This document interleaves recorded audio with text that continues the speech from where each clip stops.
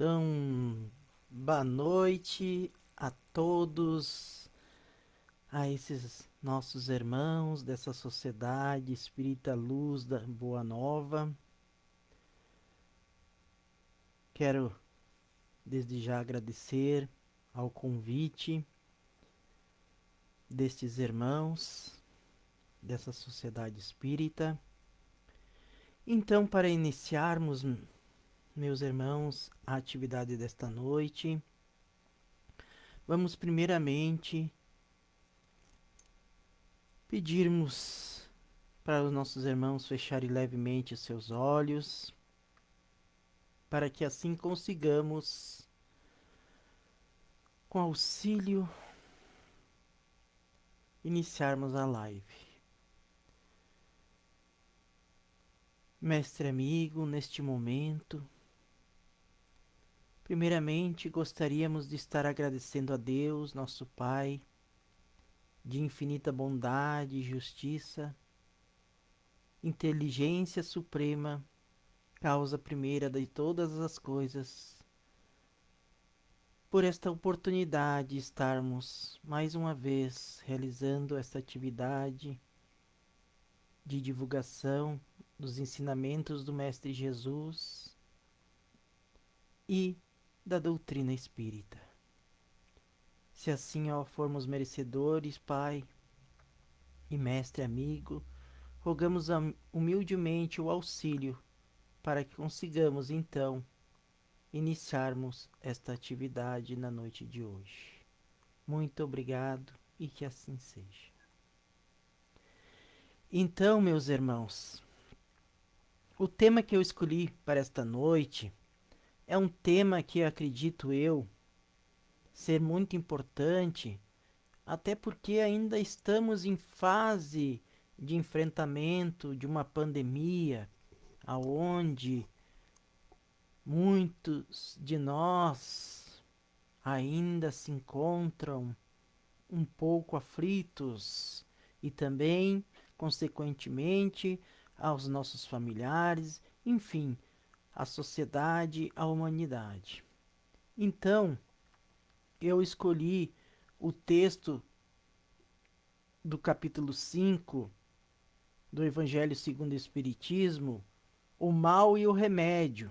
Depois irei complementar com uma mensagem que se chama Fé, Esperança, Caridade, do livro Palavras de Emmanuel.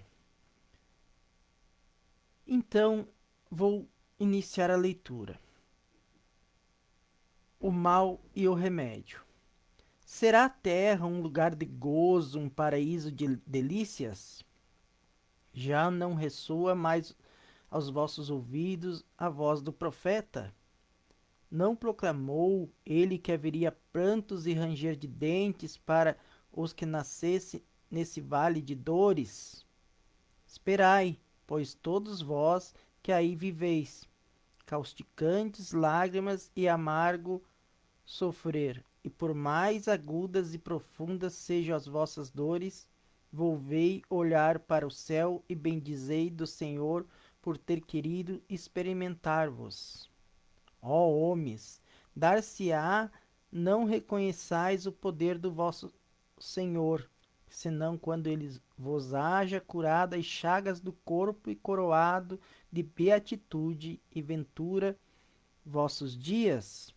Dar-se-á não reconheceis o seu amor, senão quando vos tenha adornado o corpo de todas as glórias e lhe haja restituído o brilho e a brancura? Imitai aquele que foi dado de exemplo, tendo chegado ao último grau de objeção e da miséria, deitado sobre a estrumeira, disse ele a Deus: Senhor, conheci todos os deleites da opulência e me reduziste à mais absoluta miséria. Obrigado, obrigado, meu Deus, por haverdes querido experimentar o vosso servo.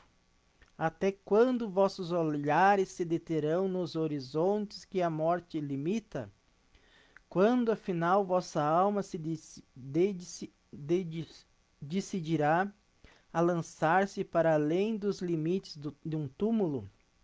houvesses de chorar e sofrer a vida inteira, que seria isso, a par de eterna glória reservada ao que tenha sofrido a prova com fé, amor e resignação? Buscais consolações para os vossos males no porvir que Deus vos prepara, procurai-lhe a causa no passado. E vós que mais sofreis, considerai-vos os afortunados da terra. Então, irmãos, esse início desse texto nos convida à reflexão, a refletirmos a nossa atual condição de espíritos ainda em estágio de evolução, porque estamos mais perto ainda do início que então propriamente dita no auge de nossa evolução. Somos espíritos ainda que trazemos grandes imperfeições enraizadas em nós mesmos. Por isso mesmo, ainda atravessamos grandes períodos de aflições. Causa essa a nossas atitudes, nossos pensamentos negativos que alimentamos dias após dias. Mas a doutrina espírita nos esclarece que a vida não começa no túmulo e nem se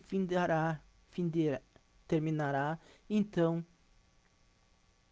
Perdão, a vida não começa no berço e nem terminará no túmulo, pois somos espíritos que temos então várias oportunidades. Imagine se nós tivéssemos uma só reencarnação e chegássemos aqui com uma única oportunidade. E muito mais então será cobrado daquele que mais recebeu.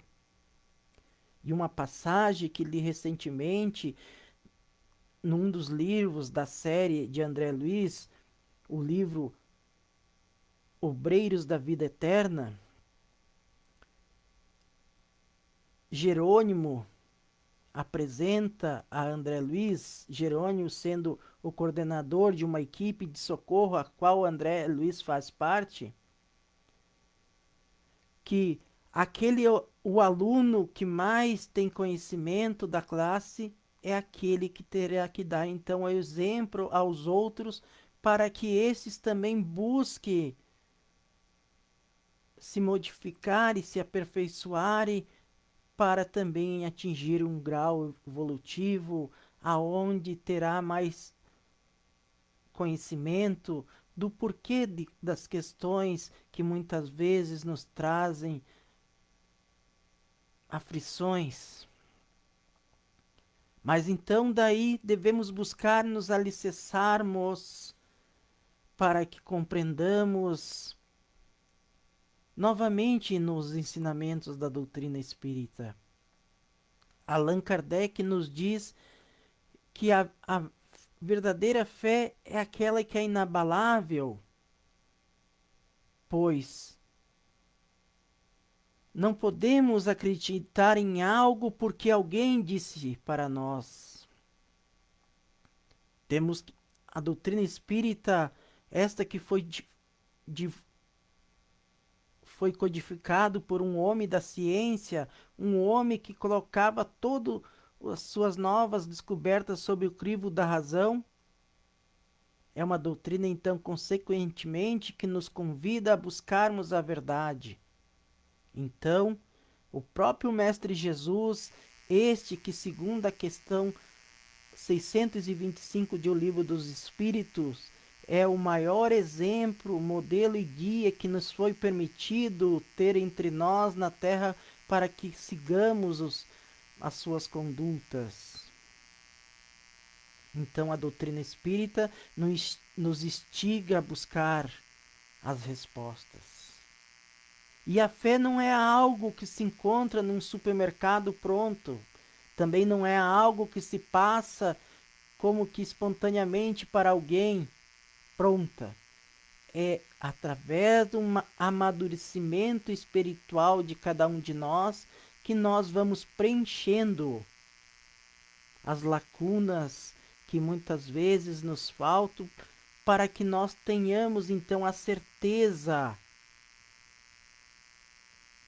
que, por mais que nossas dificuldades sejam enormes, mas o próprio Mestre Jesus nos disse que se nós tivéssemos então a nossa fé do tamanho de um grão de mostarda, seríamos capazes de mover montanhas. Mas nesse sentido figurado, que as montanhas são os nossos próprios vícios, nossas dificuldades, muitas vezes criadas por a nossa invigilância e nossos pensamentos. Então seguimos nós em uma caminhada de evolução incessante. Se formos pegarmos os grandes nomes do cristianismo, até mesmo antes do Cristo, aonde ainda não existia a palavra cristão, vamos ver que esses, a maioria das vezes, mesmo nos momentos em que a sua caminhada parecia mais difícil, algo lhes trazia no seu interior, que muitas vezes não sabiam explicar o que era, mas era uma certeza tão grande que logo ali as coisas se amenizariam, que eles não deixavam se desanimar. A maioria daqueles cristãos que foram devorados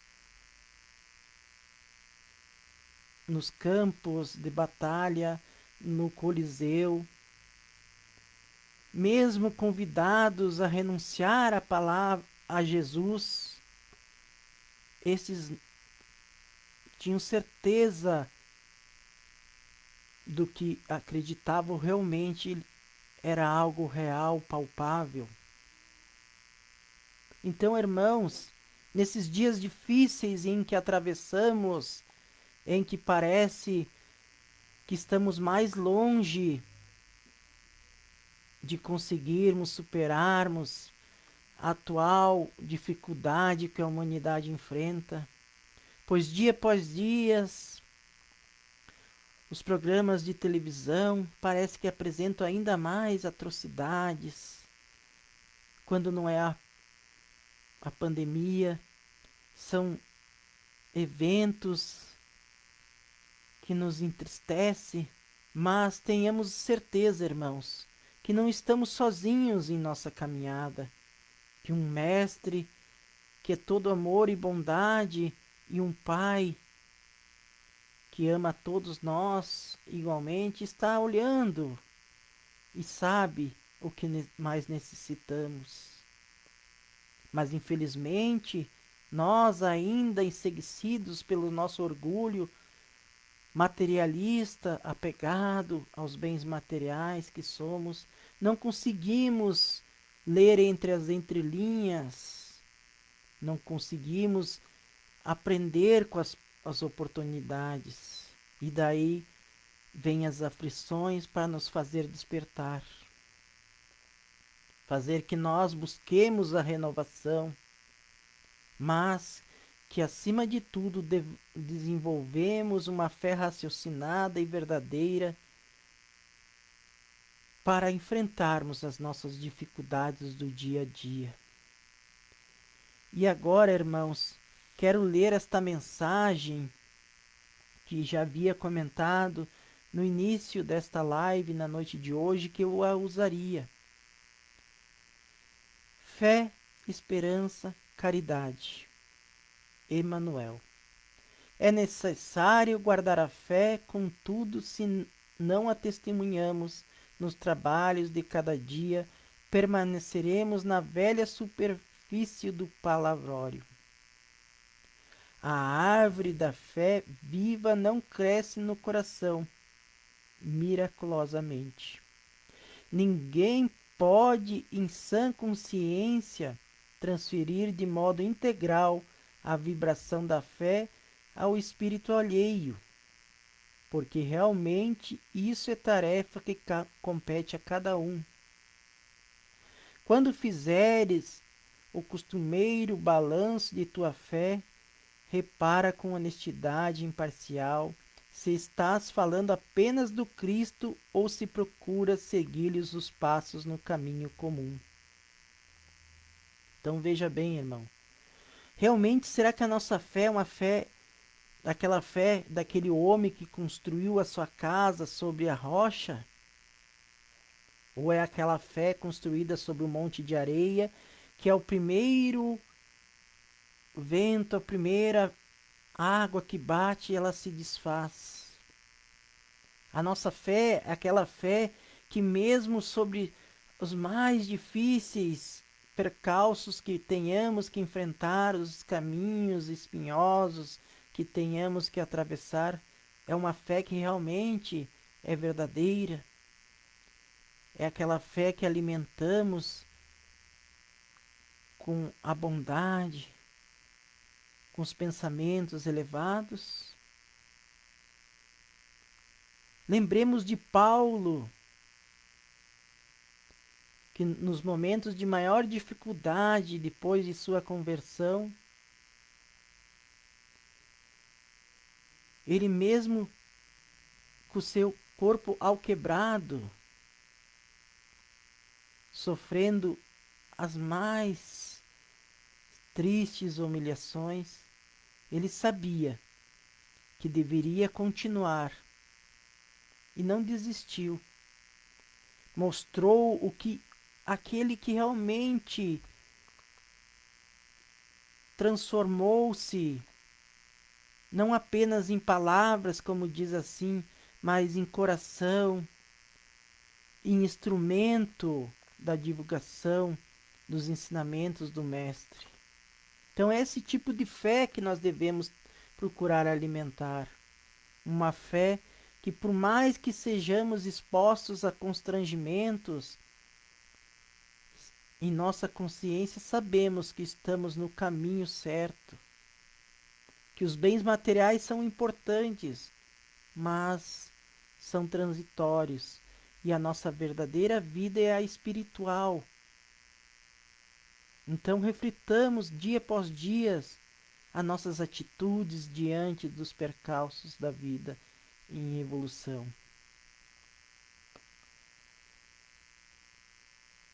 Admitir a verdade, procurá-la e acreditar nela são atitude para todos. Contudo, reter a fé viva constitui a realização divina dos que trabalham, porfiaram e sofreram pela adquirir. A maioria das pessoas inquietas pede alívio apressadamente, como se a consolação real fosse obra de improviso, a impor-se de fora para dentro. Se tens fé, aprende a orar nas situações difíceis. Ter fé é guardar no coração a luminosa certeza em Deus, certeza que ultrapassou o âmbito da crença religiosa, fazendo o coração repousar numa energia constante de realização divina da personalidade. Então vejam, irmãos, a profundidade desta frase. Ter fé é muito mais que um ritual, é muito mais que apegar-se a certos amuletos, certas situações. Ter fé é muito mais que ir na sociedade espírita, porque não podemos ter fé apenas dentro dos nossos templos religiosos, porque nem todos os dias podemos estar frequentando. Ainda mais nesse tempo de pandemia, aonde não podemos estar nos reunindo presencialmente para não gerar aglomerações. Daí não temos fé. Eu não tenho fé porque eu não estou dentro da sociedade espírita, não estou dentro de um templo católico ou evangélico. Temos que ter fé em todos os momentos, não só na hora da prática de nossa religião. Temos que ter fé sempre, pois o próprio Mestre Jesus disse que para que não nos afligíssemos, pelo dia de amanhã, que não nos preocupássemos pelas as dificuldades que ainda nem haviam chegado até nós, porque o Pai que está sempre olhando por nós estaria sempre nos proporcionando os meios para que conseguíssemos superar as nossas dificuldades.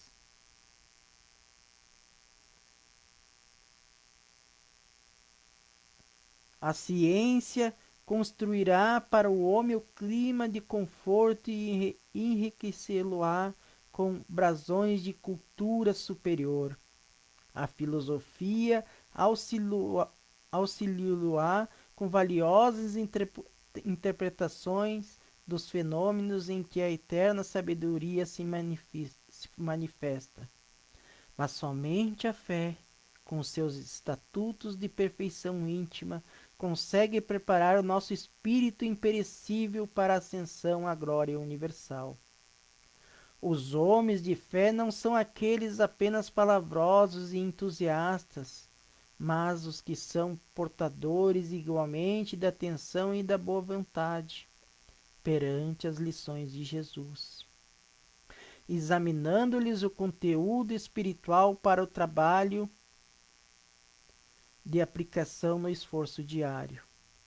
Jesus, na condição de mestre divino, sabe que os aprendizes nem sempre poderão acertar inteiramente, que os erros são próprios da escola evolutiva e por isso mesmo a esperança é um dos cânticos sublimes do seu evangelho de amor.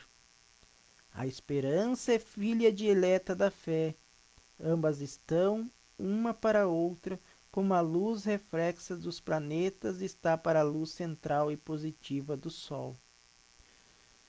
Então, irmãos, não adianta termos o conhecimento, não adianta termos acesso a tudo que o mundo nos proporciona, as facilidades das tecnologias, as descobertas da ciência, se nós não temos fé.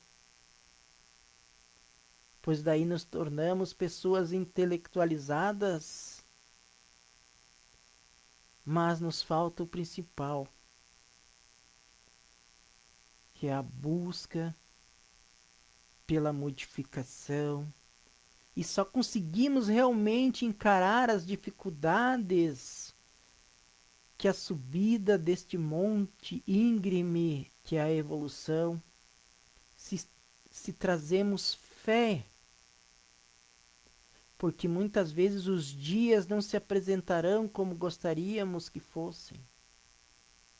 Mas, buscando a fé, uma fé raciocinada, mesmo nos momentos de maior dificuldade, conseguiremos compreender a razão de estarmos passando por aquele tipo de dificuldade. Mas também nos diz Tiago que a fé sem obras é morta. Devemos então alimentar a fé e ao mesmo tempo trabalharmos para sermos criaturas melhores, e uma das melhores maneiras e conseguirmos nos modificarmos superando nossas imperfeições é através da caridade, irmãos. A caridade é essa que é o amor em ação.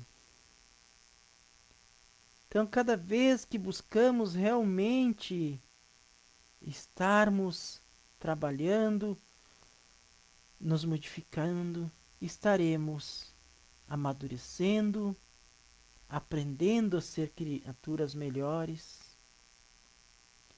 e compreendendo a verdadeira razão de aqui estarmos.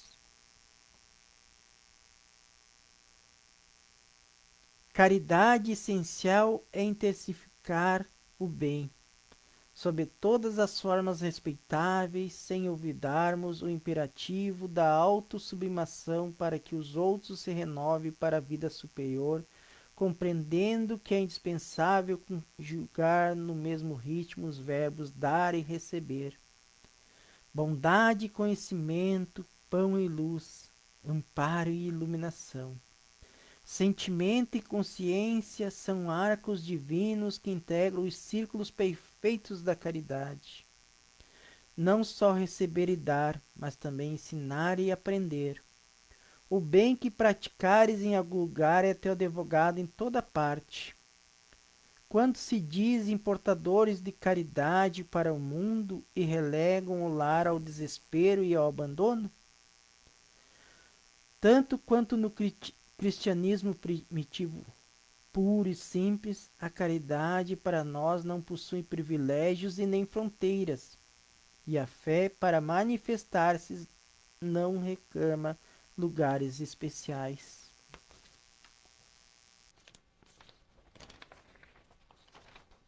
Se cada dia de ti mesmo, sai cada dia de ti mesmo e busca sentir a dor do vizinho, a necessidade do próximo, as angústias do teu irmão e ajuda quanto possas.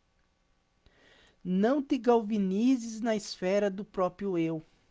A caridade para com o instrutor não é a mesma que devemos prestar ao aprendiz, e a essência ao homem enfermo não é igual a que nos cabe dispensar ao homem robusto.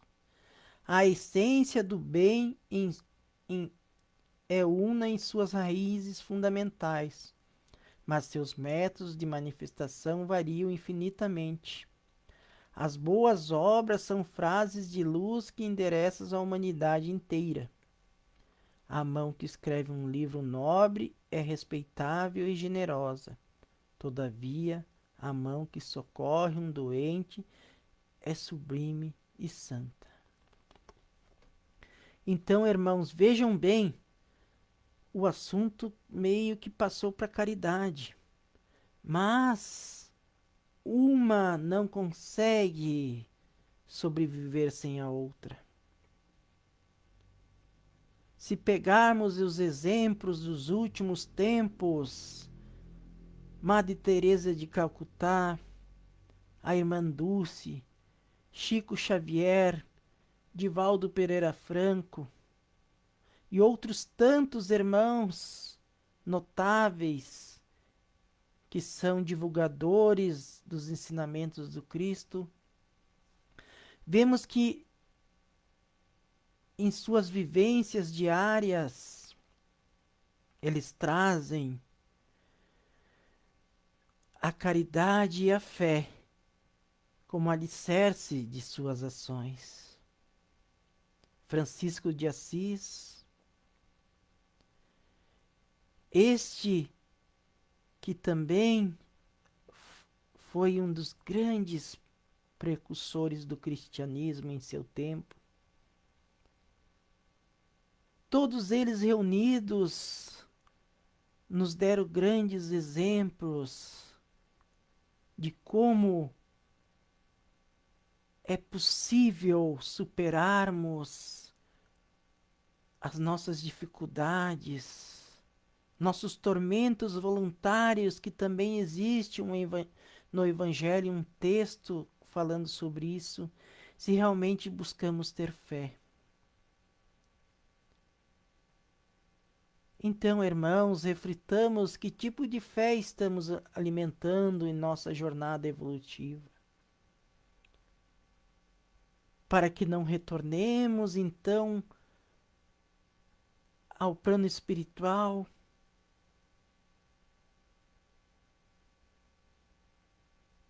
de maneira arrependidos por não termos sabido, mais uma vez, aproveitar uma bela oportunidade de nos renovarmos, de fazermos valer os conhecimentos que adquirimos a cada retorno à pátria espiritual, porque sabemos, por intermédio da coleção de André Luiz, de Filomeno de Miranda, Espíritos esses que têm nos trazido grandes conhecimentos através dos médiuns. Chico Xavier, quando se encontrava entre nós, e Divaldo Pereira Franco.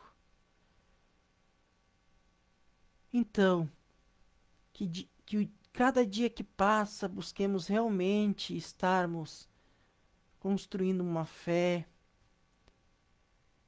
com humildade, com resignação, para que quando a dor nos visitar, saibamos sermos gratos por esta amiga educadora que nos ensina e nos chama a atenção sobre a maneira que estamos agindo perante o nosso próximo, perante as oportunidades que esse Pai, que é todo amor e bondade, nos concede.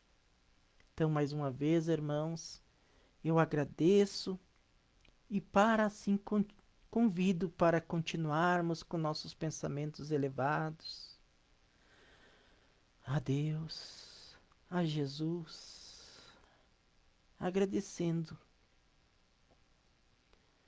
a oportunidade de nesta existência estarmos como estudiosos da doutrina espírita, essa doutrina que nos consola, nos esclarece, que nos ensina da onde viemos, porque aqui estamos e para onde iremos quando daqui partirmos novamente. Que possamos, diante das oportunidades que se apresentaram em nossa caminhada, sabermos fazer o uso delas com humildade, agradecendo sempre, sempre ao Pai Maior, por jamais se esquecer de nós, tendo a certeza que este Pai nos ama muito e que sigamos sempre com fé e que a luz do Mestre Jesus sempre nos acompanhe, hoje, amanhã e sempre. Obrigado e que assim seja. Irmãos, muito obrigado por esta oportunidade mais uma vez e até uma próxima oportunidade.